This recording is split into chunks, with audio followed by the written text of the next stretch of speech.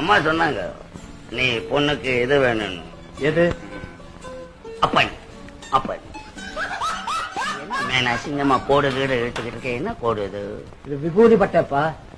பட்டை? விபூதி பட்டை. போட்டு நானே ஒரு பட்டு பீடிக்கு தவிக்கிறேன். இவருக்கு சிகரெட் வேணும்ல.